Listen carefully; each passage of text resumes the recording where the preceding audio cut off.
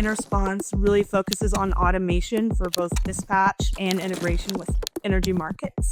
You're already connected to us, we're already connected to your control provider, and therefore we can set other types of schedules. So we can set a trigger based off of wholesale market prices. We don't have to have someone go and do that manually and go hit a button or go turn down the thermostats. The fact that we can do this through automation control partners makes it much more viable. Our vision is that all C&I and all distributed energy gets to play. One of the products that comes along with our service is a carbon impact report. The biggest for the on-site premise folks is not having its labor. The fact that you're able to connect and automate, you're not relying on someone having to be on site, and number two, have familiarity with the system. Labor is definitely the biggest efficiency saving for the folks on site. Welcome back. Here as always with Joe, and we have another guest. I'm excited to welcome Rachel from Enersponse to the podcast. Rachel, thanks for joining us. Hello, gentlemen. Hi, Rachel. Morning. Nice to be here. For anyone that doesn't know an Enersponse, would you like to give us just a quick understanding as to the business and your role within that? Sure. I'm the Chief Business Development Officer. Enersponse grew out of a demand response company into a virtual power plant company over the past couple of years. We were founded in California in 2015 and are now national in all the major markets, serving commercial industrial customers, helping put them in different demand response and energy market programs. Okay. And then how does your role fit into the business? Sure. I have two different primary roles. One of them is with our utility program. We're working with municipal and co-ops to help them develop demand response programs sometimes for the first time. Then I also work with our control partners. Enersponse really focuses on automation for both dispatch and integration with energy markets. And that requires great relationships with control partners, whether that's SCADA systems, whether that building automation, all of those different types of control partners. I help facilitate those commercial relationships, help get aligned to be able to serve our customers both with their traditional energy efficiency that the building automation can provide, as well as enabling fast response for demand response programs. Okay. And with Enersponse, it seems like, at least from knowing the business now a couple of years, it's gone through some changes. What's been happening behind the scenes over the last couple of years to get to the point where you're now focused on these initiatives? Yeah, so it's been a lot of growth over the past 3 years. We started in the California market. Our founder, James McPhail, came out of the more traditional demand response phase and had a number of customers who were looking to go back into market. When some of the folks left the California market. California has a lot of complexity, a lot of programs, and he founded Enersponse to help those customers. From there, we have added capabilities that are queasy in ERCOT. We're registered in PJM in New York, and we have brought on a number of control providers in different verticals to help serve those. We've grown from 20 people to 60. We're serving hundreds of customers across over 25,000 sites across the U.S. That we're connected with and dispatching. We've also added a couple. Oh, go ahead, Joe. Oh no, I was just going to say, and when we talk about where our controls, products, offerings, solutions going, one big opportunity obviously is more flexibility on the grid, more grid signals, more price. I guess when I say grid signals, I mean price signals.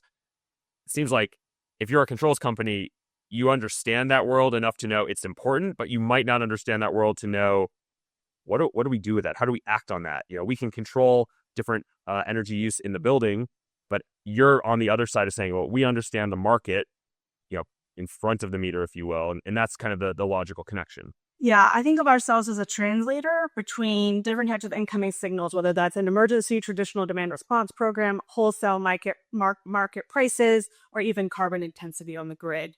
And we're translating that to give a signal to a building controls company to say, hey, 0, 1, 2, 3, run a different program, run a different dispatch, run pre-cooling, run to a degree setback, but stem some lights, different degrees. And so we're that translator between utility speak and facilities. Right. Makes sense. One of the things we've seen on the behind the meter side is better data about how the building is actually used. You think back 10, 15, 20 years ago, you had a schedule in a building. The schedule was just based on, well, it's a university. Classes are from 8 to 6, hypothetically. that's the schedule. But now things are much more dynamic, and there's better data. Space utilization data is one angle. Has that helped you do what you do, in that it's now easier to figure out, like, well, we know there's a curtailment opportunity. Now, as the building operator, there's a place you can actually curtail with more confidence. That's correct. We have partnerships with utilities across the country in which we get that 15-minute interval data much earlier in the sales process. We used to wait a year. Now we can get that in a couple days. And that data really gives us an idea of what the real load shape is every 15 minutes all year round. And we can even get multi-years of history. We understand weather patterns change, particularly in commercial office space, for instance. Weather is affecting the HVAC, which is affecting the load profile the most. So we know, yes, our traditional operating hours, but we may know you have special events or other things that are happening that we need to account for. Different days of week, holiday, all of that. If you're in an industrial, we can see every minutia of when your teams are coming in and cycling off. It really depends on by vertical, but that granularity of data allows us to develop the curtailment strategy a lot more accurately. Yeah. So there's obviously this kind of discussion, more data. There's some operators of buildings that say, oh, more data. I know there's more data that I could collect and use, but at the same time, I'm drowning in data. So I guess the headline here is the more data in and of itself might not be helpful, but taking the data and actually directing action, and that's really, you're able to kind of close that loop and say, controls company, here's an opportunity, here's how much you can make money, or the building owner can make money off of that. There's a revenue opportunity too. That's exactly correct. Yeah, Yep. great. I just want to go back to the point. Wait, yes. So one of the things that we're really excited about is, well, after you've connected to participate in that demand response program because of emergency need and the payments from the utilities, you're already connected to us. We're already connected to your control provider. And therefore, we can set other types of schedules. So we can set a trigger based off of wholesale market prices. For instance, you got a $5,000 exposure on a Vulcan index, rate. In Texas, all of a sudden we can discount you and say, okay, at $250, we want to do a little bit, but hey, when it gets above 1,000, I want to, shut things down. I want to do a deep curtailment, and that's where we work with our curtailment provider to create those additional programs for those additional types of triggers. That's part of the innovation that we think is so important, and why control providers are a strategic part of our go-to-market, and value the control provider in selling their systems and the upgraded capabilities that the software platforms provide beyond the traditional to their end customer, because they're enabling these additional value streams beyond setting a schedule. Yeah. And you go, Lewis. Yeah, please. Yeah, just on the controls providers, would you say that what you're providing can often be an afterthought? Because it seems like this is a growing trend versus a lot of the control providers that we may or may not know in the industry actually implementing this kind of stuff. Yeah, unfortunately, it does tend to be. The part of why I exist, we have our whole technical team that works on the APIs and works on the control setups. The reason I'm here, and part of what my interest in talking to them, is around getting that up front. Let us run as part of your proposal process the economic value that we can add. Let us tell you where that zip code is, what program is available. Let's get you that to include in your proposal on the front end and prove your ROI to that end customer. That is definitely part of, we want to move from that afterthought, let's add it on, to, hey, this is part of the initiative. Yeah. I was going to actually ask kind of a similar question, just like how you would describe the level of knowledge, understanding, visibility as it relates to the operators of buildings, because I would imagine like controls companies generally, again, there's not a lot of them, but there's enough that there's some difference in how they think, but they probably all see demand flexibility. If you generally put demand response and just, time of use rates and just these opportunities around modulate your demand, there's a benefit there. It seems like the controls companies probably get that is a big opportunity. They might not know how to execute on it. But then when you go back to, well, their customers, the building owners and operators, do you get the sense that they really understand there's a big opportunity for me? And I have solutions in my building today, hardware, software, services, that enable it? Or is there a lot of education still to say, time of use rates mean, and demand response means, there's a lot you could be doing in your building with current data that you have? Where would you put, if you go all the way kind of back down the value chain? Yeah. If you're a 10 megawatt industrial facility in PJM, you know about demand response. one of the big players in this space has called you over the last 10, 20 years. If you are a commercial building, the chances of that having been a segment that was previously engaged is low. So I would say that I would consider a commercial office in particular pretty white space, unless you're in New York, zone Manhattan, right? Like, where prices are worth so much money that somebody has called you. So most owners, operators are not as familiar. Part of that has to do with operating hours. So just because I like to be transparent, events are tending to move later in the day as we get more solar on the grid. We move the peak load of when those grids and the peaks are happening. It tends to be sometimes after those buildings are closed down. The question is, can you still go deeper, right, during these events off of that baseline? Similar, I don't know how much do I get into baselining here, but the way we calculate the impact of what you could have done versus what you did do is based on some assumptions in math. And so if there is a consistent operating pattern and we didn't go deeper, then you'll get credit. It won't be the same as what you were doing at 3 p.m.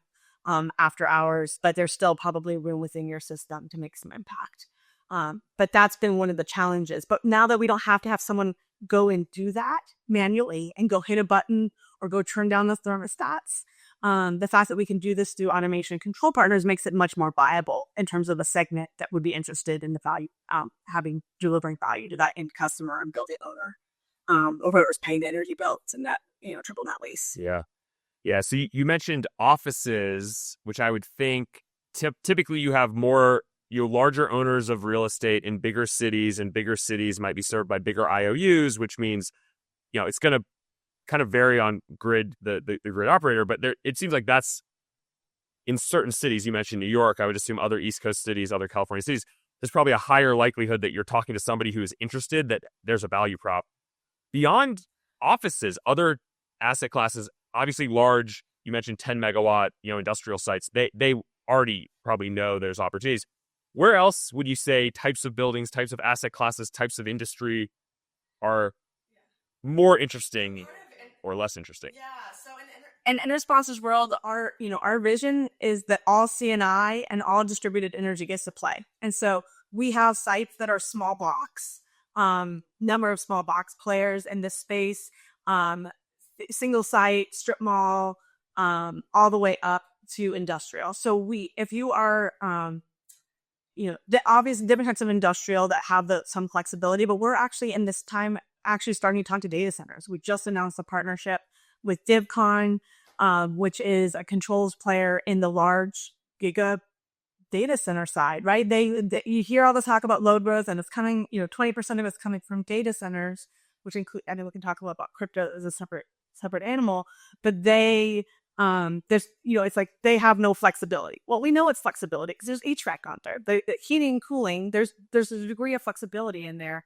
And so that's a space where we want to help change the narrative around what it means to be a big data center. On the crypto side, obviously, if crypto being as valuable as it is now, you better have some clear contracts around, need and willingness to participate. But we have integrations with some of the major control providers in that space, that have programs that are where it is economically sensitive. Crypto is a conversion, Bitcoin in particular, of energy to value. So, there's definitely verticals that are traditionally not played in demand response. We're talking to a lot of agriculture. The more greenhouses you have, lighting, all of that is available. But water pumping, we love water pumps. Yeah. Pumping load is just it's another great vertical. A lot in California, I would think, on that front. Yeah. So is it fair to say that if you were thinking about priorities, like demand, like the state of the grid, demand flexibility, opportunities in that location, that actually is a little bit more important than what type of building are you or what type of operation are you? Though both, obviously, I mean, the data center example is a good one because there probably is a lot of flexibility. They may not operate the facility that way, but yeah, I think it's geographic focus because of the differences in the value, the different low generation mix that's available, as well as the constraints versus transmission. I think that is the bigger indicator. I would say if you're in certain geographies, whether that be the Mid-Atlantic, California, New York, Texas, there's good programs available for you. But one of the things about Enersponse is we participate in over 70 programs. We support small little spots. We have our map had little dots redotted to it because of all the programs and innovations that are happening. The Pacific Northwest just in the last year has launched a number of new programs to deal with the hydro challenges that they're having. So I would reach out. We have we're happy to evaluate any zip code. You never know if you don't ask. So okay, and I imagine it's different across the US. So when we think about challenges, how are you addressing them when it comes to helping, such as volatility or even the likes of renewable energy? Yeah. So if you think about the confluence of the three major factors right on the grid right now, one is load growth that we're seeing unprecedented in the last 40 years. Number two, the increase of weather-based generation, whether it's wind or solar. Batteries are obviously coming in to help stabilize some of that, but it's the durations still aren't quite there. And then you have a lack of transmission of moving that generation to load centers, right? So the way I kind of think about it is, what do you do on the load side? Well, you start with your energy efficiency. The kilowatt hour you don't use is the most valuable kilowatt hour, right? So that's 8760. Then you have things like demand charges and peak usage that happen every day. And that's, 4 hours a day. Most weekdays is how most tariffs are structured.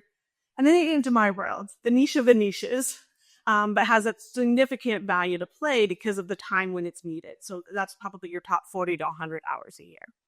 And that's when we are there to maintain that reliability on the grid. That's the most likely kind of you have diesel gensets coming on. So avoiding that diesel genset ups with your sustainability and your carbon and your emissions footprint. And those are the most expensive hours because you're pulling power from the furthest distances, from the most expensive generators. And so we're delivering triple benefits in that small period and window of time to keep those lights on and to keep that grid greener. Okay. And then just taking a step back to something you said earlier about commercial real estate being white space. When you think about demand response and grids and then also control providers, it seems like a really good, I hate to say it, but synergy. Why would you say that it's not been tapped yet? That part of what I think you all talk about regularly is the move towards software-based controls, right? So if every building had a black box, is that something we still say? Yeah. Hardware on site. Okay. And now we're laying these layers of software over it where you can have an API and an interconnect. You have the communications to do it remotely. And all of that has enabled the ability to say, okay, I'm not going to go figure out this one building. I'm going to go figure out a whole portfolio of buildings. And I'm going to be able to do that remotely through a software interconnection that opens that up massively. So part of it is a building space opening up. The building control providers adding in the intelligence to be reactive to someone like us. Yeah. That's probably been the why the creep has been one of the slower in that case. And you still have, a lot of control systems are on-prem. They can be proprietary or black box, as you say. That's not so uncommon. A lot of the life cycle of a lot of these systems is 10, 15, even longer years.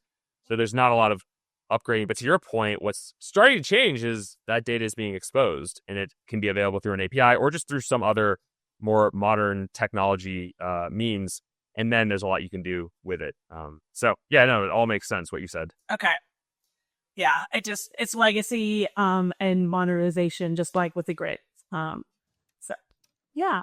Okay. So when we think about the benefits, and you touched on one of them earlier, but where would you say the biggest advantages are for someone using Enersponse's automation solution around this in tying that into control providers? Yeah. So the biggest for the on-site premise folks is not having its labor. It's the fact that you're able to connect and automate. You're not relying on someone having to be on site, and number two, have familiarity with the system. The fact that we can just literally no one has to do anything. They get an email or a text to notify them that it's happening, and we can customize that to not even notify people on site. we tend to recommend that you do, so that they understand what's happening. But we definitely have customers who've chosen not to do that. And it's just at a corporate facility level that they're aware that the program's happening. So labor is definitely is the biggest efficiency saving for folks on site, with the bigger plus being the revenue generation opportunity. Yeah. And would you say one of the trends that we talk about, I mean, Lewis talks about this a fair bit because it's very, very similar to where his business is, but the labor shortage in general, just fewer people are going into the trades, that impacts facility management, controls, HVAC. And there's a lot of data you could point towards this that I think the data is trending in the wrong way, or it has been in the past couple of years. Is that part of it as well, where 10 years ago, maybe the labor issue wouldn't have been as great and now it is bigger? And then that's leading owners and operators to say, oh, I need software to supplement my people. Or is it just always been, maybe the labor issue is a little different, where it's just the knowledge of how to, benefit from great flexibility is just always been a little out of the loop. No, I'm full. I try to like every time Lewis posts about that, because we need more folks in the trades. It is just, if kids get them in the colleges and the right path for them, like, man, they need it. Okay. We actually have a contract with the state of California to serve their agencies. And one of the big challenges they have is they have a lot of older legacy systems. And part of it is the people coming in don't know how to work them. Yeah. These are older than the 10 to 15 years, some of them. And so they're really having to look at a rip and replace model, just because that talent and staff training hasn't been available for them. So see it on a regular basis for sure. Yeah. And that makes sense. I would think the state of California, states like the MUSH market, right? Municipal University School Healthcare, that's where they own their buildings for decades. I'm in a college town, and I was talking to the head of facilities a while back, and he said, yeah, with some of our buildings, we've had them for more than 100 years, and there's no plan to get rid of them. So there you have a longer life cycle of the building in the eyes of that owner, which I think tends to lead to really old systems in some cases. Interesting. So hydraulics. The stuff we run across could be in museums. Yeah. Hey, they work, but the human side of that and the human capital is really important. Yeah. And there's always been this debate, or I've heard this debate over the years, of younger employees don't want to come into the trades because the building systems are old and they don't understand them. And then the other side, well, the response of that will be upgrading the building systems to attract the younger, the 20-year-olds, the folks who are in high school now, or, that are interested. I don't think it's as simple as one goes and then the other goes, but it is a bit of a chicken and the egg, where I could see that being one issue, but I don't know that you really are passionate about operating facility management in buildings, things like that, building operations. Say, oh, I would have done it, but I went to this one building and I couldn't understand the software. But I think that is still an issue. It's maybe not the issue. So I think, just on that, probably presents a good opportunity when you think about these individuals that we're trying to bring into the industry. They should be, anyway, tech first. They've grown up with vast amounts of technology around them, and instead of trades being perceived as a very manual, and at times it probably will be a manual labor job, they get to mix both the manual with using technology on the software piece, or various different software applications. I do want to touch on Inflation Reduction Act, just because given where you sit in the ecosystem, it'd be good to learn a little bit more about whether that has impacted what you're doing in terms of the initiatives, whether you've seen any downflow from that within the ecosystem. What's your take on that? Yeah, it's been really interesting. I've been tracking the loan, LPO, loan programs office. Thank you. And all their announcements. They actually published a fantastic white paper that really talks about where demand response fits with shed, shimmy, shake, some of the all the load flexibility that we want to see out of the behind the meter side of the grid.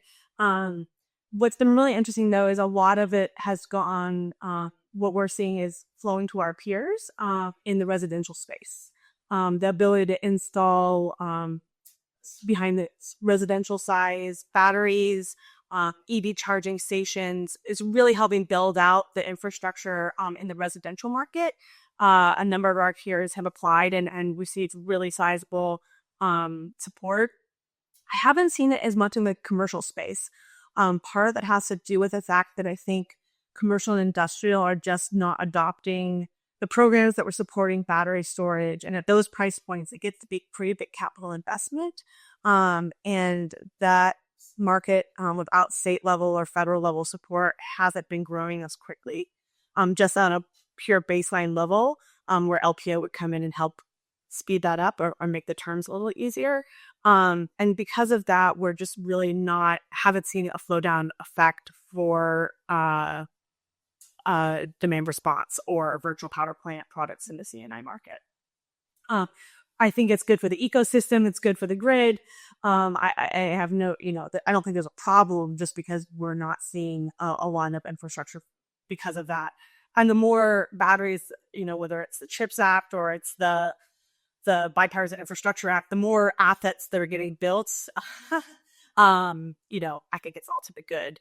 Just may not be in our niche of the world.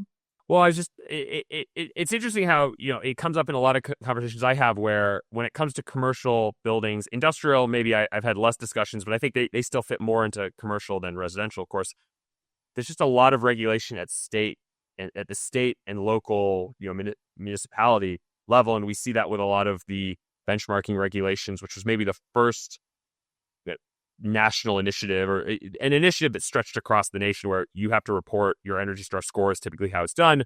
And then some states and some localities have even more detailed rules and regulations around report your carbon emissions, reduce your carbon emissions, have a plan to reduce your carbon emissions. And much of that has always been at the state and local level. And I think there's a number of reasons for that. One, there's a lot of fragmentation in real estate in general. So it's what you're saying. I'm just reiterating or maybe supporting, confirming, agreeing with what you're saying. Yeah.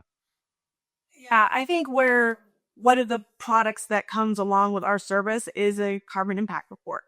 So you can look and understand what the results of participating in events have done. We have a partnership with a company called Singularity, where we're bringing in that 15-minute production data from the generators in your geography, and therefore are able to say, hey, you reduced 100 kW at this time period, and emissions would have been X if you had been for that 100 kW, and help give that transparency to the building owner. So I think it's still those kind of initiatives are more where we're seeing pull through or interest and engagement from customers.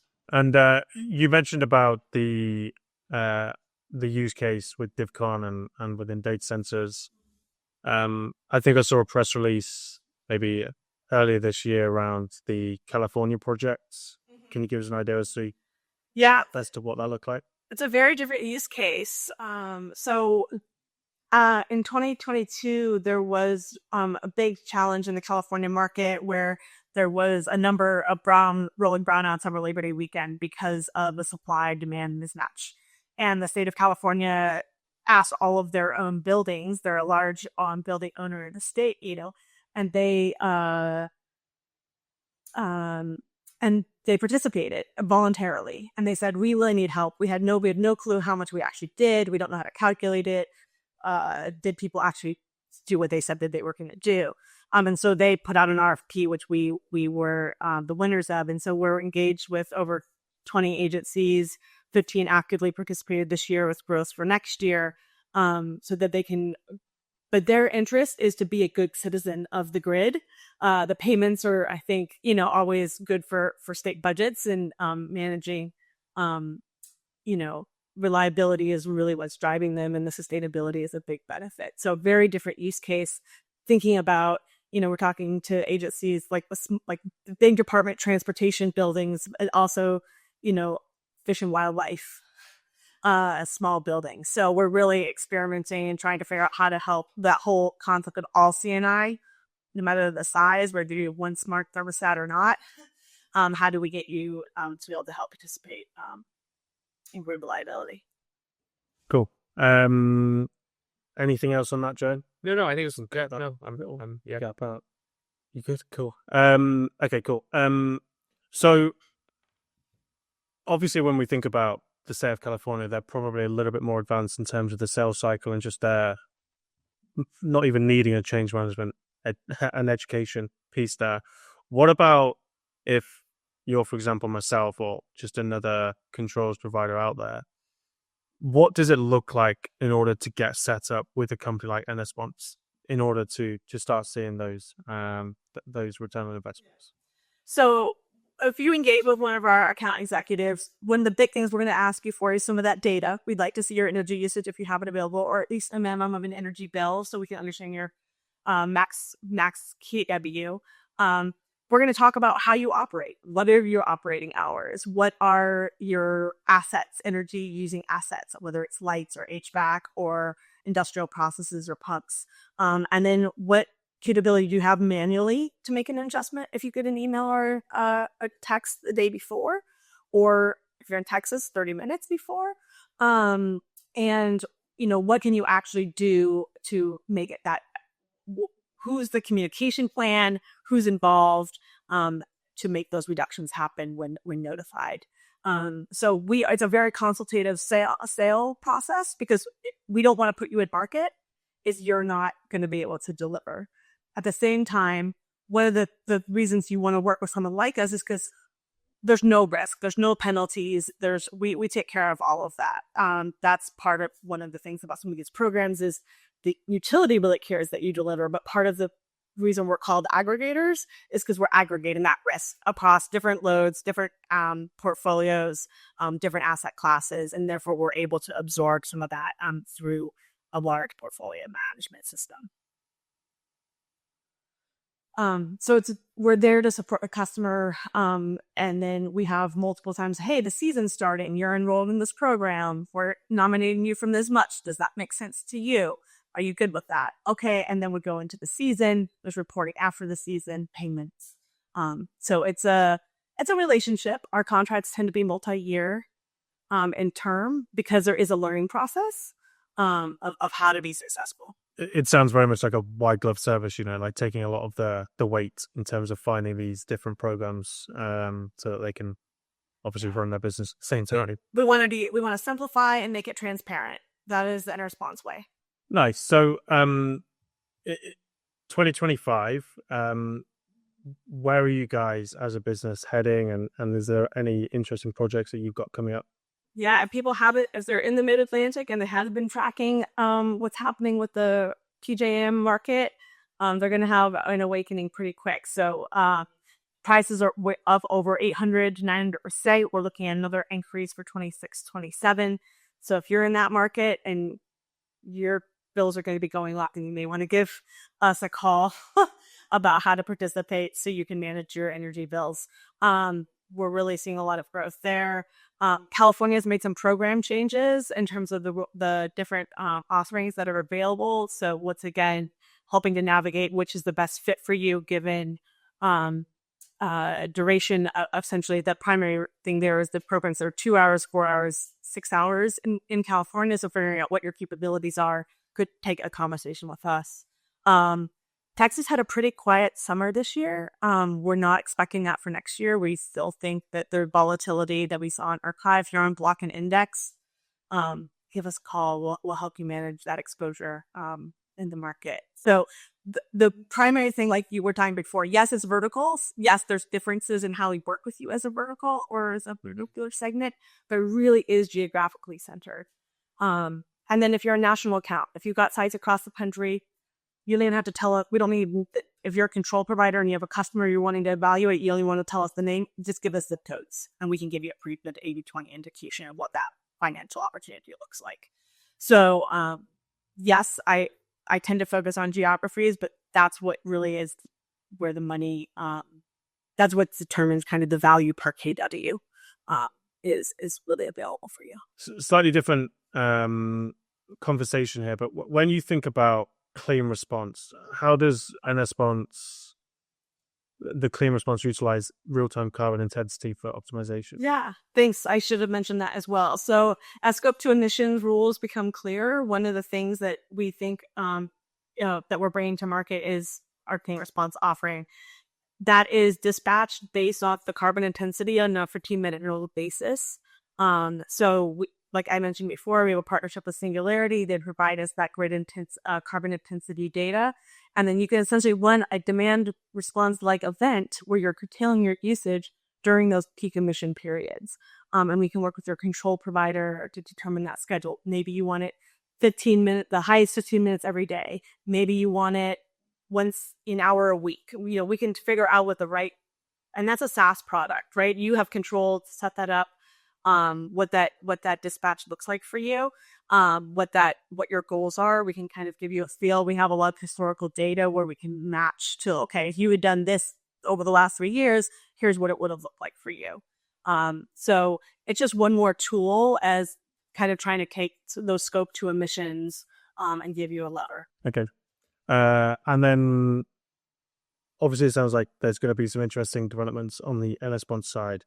What about the industry? What are you expecting to see as a trend in 2025? Yeah, so load growth is going to continue. I think we're going to have more granularity on what's really going to be real, how many of these data centers or industrial plants are going to get built, and under what timelines, given you heard a lot of announcements about co-location with on-site renewable generation, or actually even some SMRs have been announced. I think one of the things that we're going to continue to watch is how many of those projects move from press release to grid interconnection study to steel and concrete getting placed in the ground. And so I think we'll have a better feel in 25 about what that load growth realistically looks like. And then I'm watching the administration. I think there's going to be a lot of potential businesses that can benefit in this world. And if we have a pro, investment administration with support for that, do we see more transmission move? Do we see more data projects get installed? I don't see a lot impacting the load side. As Joe mentioned earlier, I do still think that's going to be a state local driven issue. So for the VPP world, we'll be watching the RSOs and the utilities as they try to manage this impact of that load growth. Okay, cool. Joe, anything else? No, this is great. It was illuminating in that, a lot of the folks who operate buildings, they obviously get demand charges on their utility bill. They understand the cost of demand. They've seen the demand go up. But to peel back a little bit more and look at, what's going on the front of the meter or the other side, and how can they potentially benefit and not just spend more money on demand, it's very interesting. So I think it's an emerging area of interest, just grid flexibility and how that touches the individual building or the portfolio of buildings. We will see more and more of this, I think, in 2025, certainly. So this is a nice discussion to have to dig in a little bit more. Yeah, 100%. And I think we could have probably gone in so many different directions depending on how those first few questions was answered, Rachel. But we've obviously touched on controls providers. It's a growing space for you and hopefully will be a big trend in 2025. For anyone listening, where can they find you in terms of perhaps wanting to get in contact? Yeah, so please reach out on our website, enersponse.com. But also, I am on LinkedIn. Please feel free to reach out. And I'm on Blue Sky, and I'm pretty active. So if you have questions or comments, I'm happy to engage. Let's make the world more flexible. Let's go. Well, Rachel, thanks again for your time. Thank you all.